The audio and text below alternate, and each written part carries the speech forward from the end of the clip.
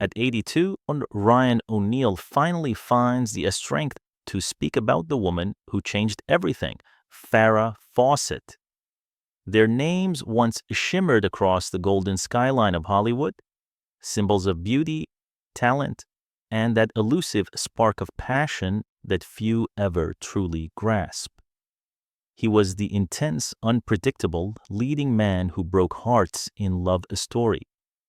She was the golden-haired angel whose smile could light up an entire generation, the face that adorned a million walls around the world. Together, they were magnetic. Together, they were unstoppable. And yet, beneath the glamour, their love was fragile, both eternal and endlessly complicated. Their story wasn't a fairy tale written by studio lights. It was a real, imperfect love, one forged in fame, fractured by pride, and ultimately redeemed by something far greater, forgiveness. When Farrah fell ill decades later, Ryan returned to her side. No cameras, no press, just love, stripped of illusion. Now, in his twilight years, he looks back with humility and regret, ready at last to tell the truth about the woman who defined his life. This is the story of Ryan O'Neal and Farrah Fawcett, a love that outlasted fame, outlived judgment, and still echoes through the corridors of time. In the late 1970s, Hollywood was at its most dazzling and its most ruthless. It was an era when every smile concealed ambition and every success carried a shadow. Amid that glittering chaos stood Ryan O'Neal, still glowing from the monumental success of Love Story and Paper Moon. He was charming, volatile, and irresistible, a man whose intensity could both captivate and destroy. And then there was Farrah Fawcett. The world had just discovered her through Charlie's Angels. Her face, framed by waves of golden hair, became an icon of American beauty. But behind the poster-perfect smile was a woman longing to be taken seriously, not just as a symbol, but as an artist. Their paths crossed in Los Angeles, 1979, introduced by mutual friends, one of them being Lee Majors, Farrah's husband at the time. What began as friendly conversation soon turned into something far more dangerous, an unspoken electricity that neither could ignore. Hollywood noticed. The gossip columns whispered. When Farrah and Majors quietly separated, it was Ryan who appeared by her side. By 1980, they were inseparable. They glided through premieres hand in hand, the flash of cameras capturing a love that seemed larger than life. They defined glamour. But behind those radiant smiles were sparks of conflict waiting to ignite. Friends would later say the attraction was instant but volatile. Ryan admired her fierce independence, the very thing that also terrified him.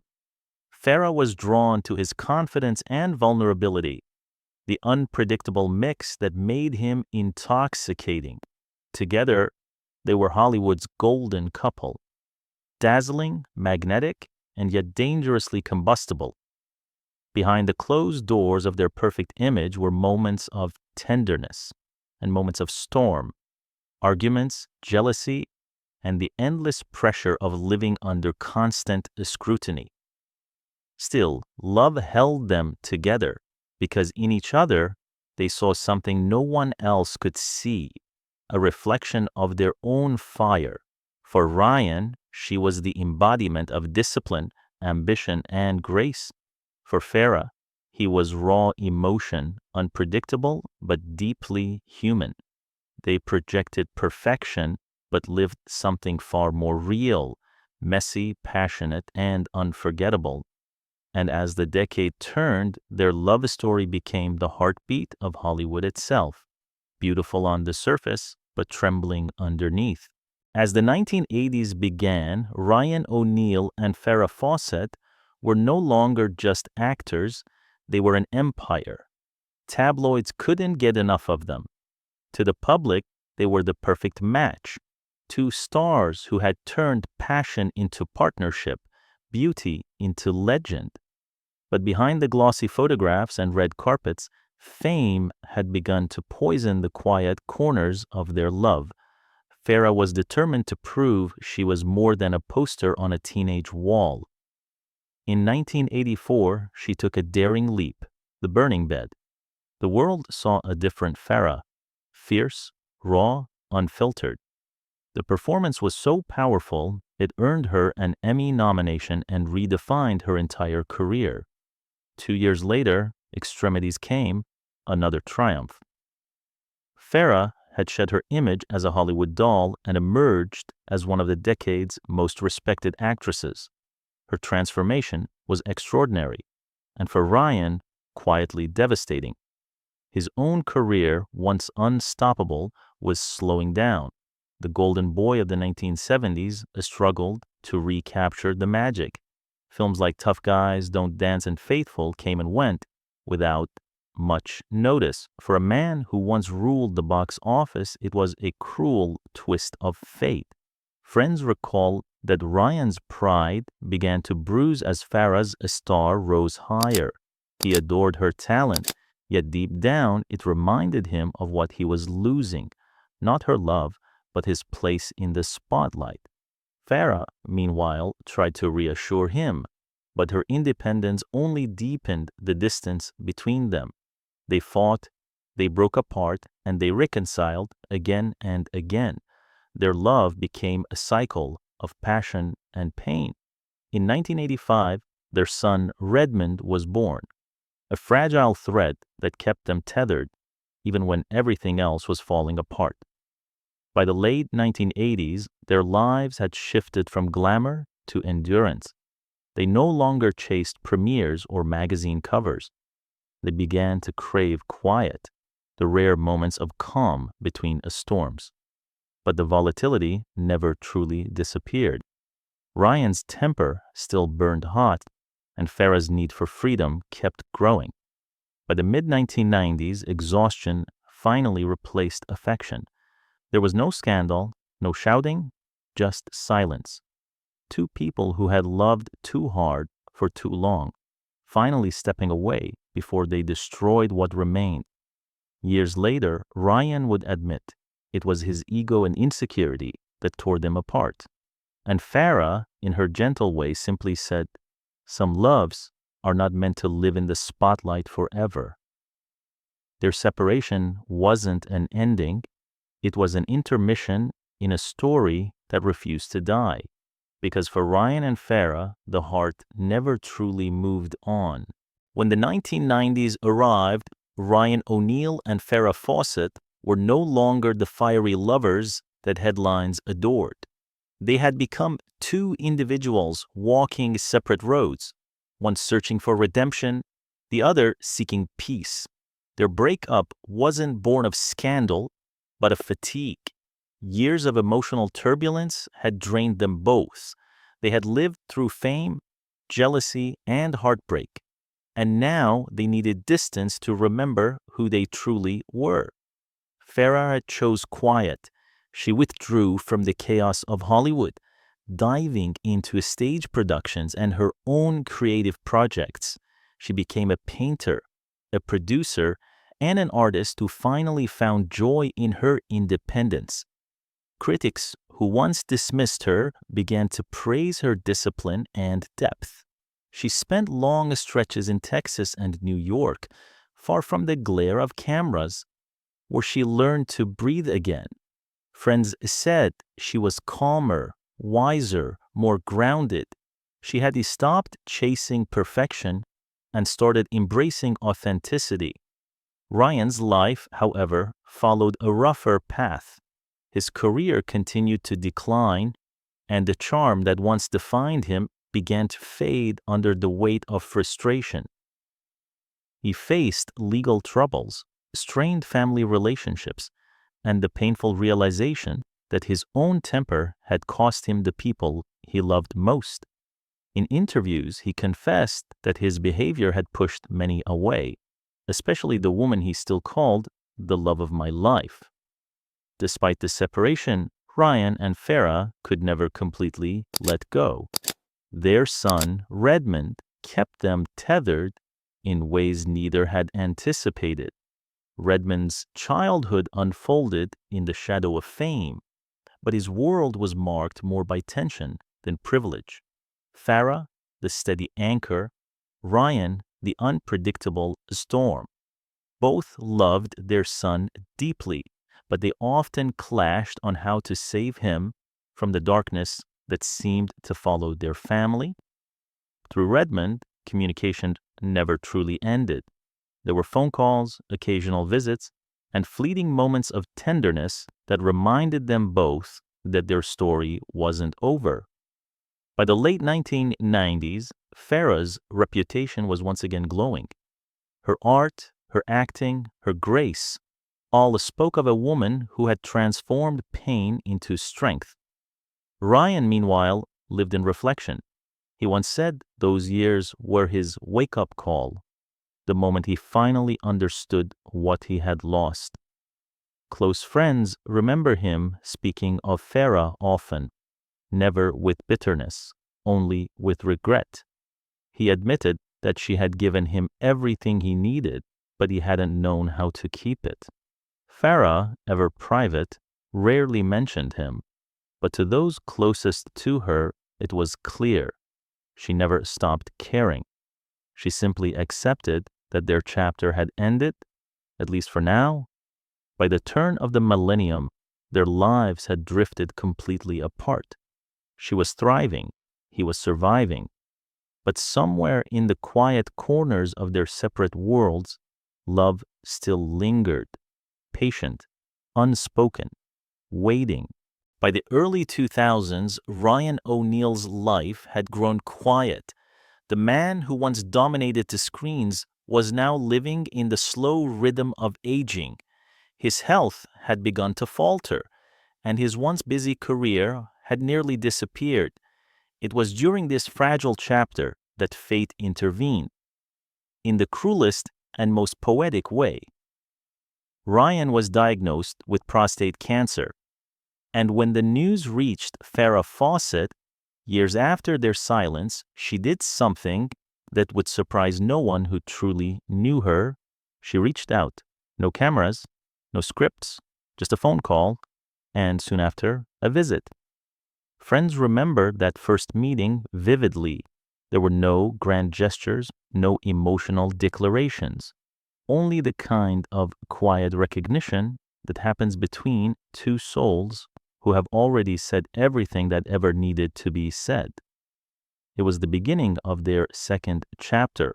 Ryan would later say it was Farrah's compassion that saved him, describing her as the only person who ever really showed up. They began spending time together again, dinners, holidays, and long evenings reminiscing about what once was. Gone were the tabloids, the public fights, the jealousies of youth. This time, there was only care, forgiveness, and peace. Farrah's friends noticed the change immediately. She seemed lighter, calmer, as if letting him back into her life had lifted a quiet weight from her heart. Ryan, too, transformed. The brash Hollywood heartthrob had softened into a man filled with humility and gratitude. He spoke openly in interviews. I didn't realize what love truly meant until I lost her, and then found her again. By 2005, their relationship had settled into something tender and unshakable. They lived in separate homes, but were constantly in touch. It wasn't about passion anymore. It was about presence. For the first time, they knew how to love without breaking each other. Then, in 2006, the world shifted again. Farrah Fawcett received a devastating diagnosis, anal cancer. This time, Ryan didn't hesitate. Within days, he was back at her side, not as a lover seeking redemption, but as a man finally ready to give everything he had. From that moment, he became her shadow. Hospital visits, treatments, long nights filled with uncertainty. Ryan was there. Friends said he never left her side, guarding her from paparazzi, protecting her dignity when her body began to fail. He called her the brave one. "She's the bull," he said softly in one interview, his voice trembling. Their story, once fueled by fame, had become a story of pure devotion.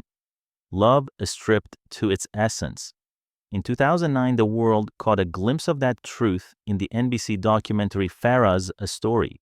Filmed with her consent, it revealed her courage and Ryan's heartbreak. Viewers saw not two celebrities, but two human beings, fragile, real, and bound by a love that had survived everything.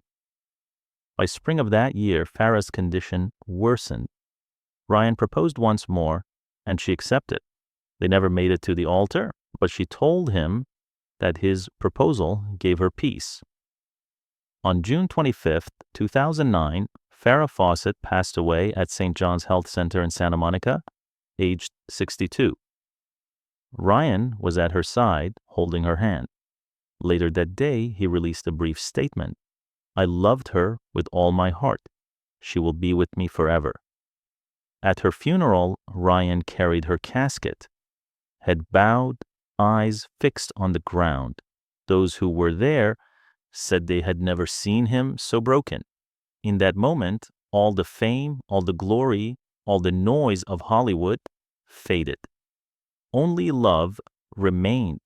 For Ryan, losing Farrah wasn't just grief. It was truth. The kind of truth a lifetime in Hollywood could never teach him. After Farrah's passing, Ryan O'Neal's world fell silent.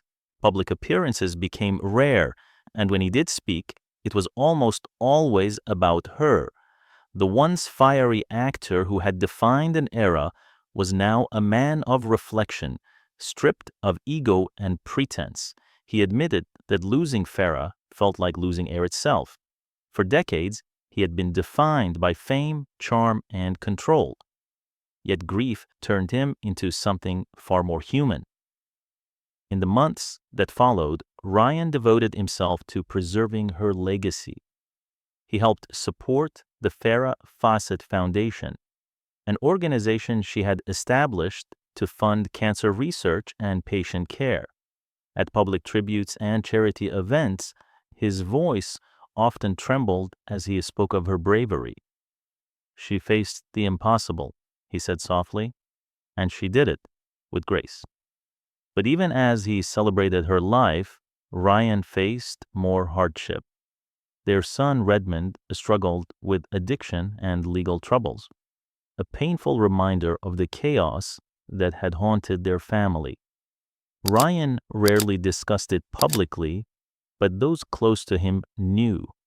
It was Farrah's greatest fear and the reason he fought so hard to stay alive. He wanted to be there for their son, to somehow fulfill the promise he had once made to her bedside. "I'll take care of him." Years passed and Ryan's health declined once again. He battled leukemia, enduring long treatments with quiet strength. He said survival gave him one more chance to get things right. And in those quiet years, he formed a ritual. Almost every week, he would visit Farrah's resting place in Westwood, bringing fresh flowers and speaking to her aloud, sometimes laughing, sometimes crying. Friends who accompanied him said he never missed a visit. He would sit for hours, whispering stories, thanking her for forgiving him. The Hollywood playboy of the 1970s was gone. In his place was an old man, humble, fragile, but profoundly changed. When asked what he missed most, Ryan didn't hesitate. "Everything about her," he said. Meanwhile, Farrah's legacy only grew stronger. Younger generations rediscovered her films through streaming platforms, while longtime fans continued to honor her as both a pop culture icon and a symbol of courage. Ryan took comfort in that. He once said, "I hope they see beyond her beauty and remember her strength. Today, when Ryan speaks of Farrah, it's with a calm certainty. He no longer wonders what went wrong or what could have been. He speaks only of what endured, the love that time could never erase. She was my forever companion, he told a friend. In a city built on illusion, she was the one thing that was real. Their story, spanning 3 decades of triumph, chaos, and devotion, doesn't end with fame or tragedy. It ends in truth. Farrah was the constant thread through every version of his life. And as Ryan himself now admits, she was the love that outlasted everything else. Ryan O'Neal's life is no longer measured in movies or headlines, but in memories, soft, imperfect, and eternal. When he speaks of Farrah, it's not as an icon, but as the woman who made his life make sense. Together, they lived every contradiction of love, admiration and jealousy, distance and devotion, pride and forgiveness, and through it all, their bond never faded. In the end, Ryan stopped searching for answers. He simply learned to honor what they had, a love built not on perfection, but on understanding. Farrah's courage and Ryan's late honesty formed the ending neither fame nor tragedy could rewrite.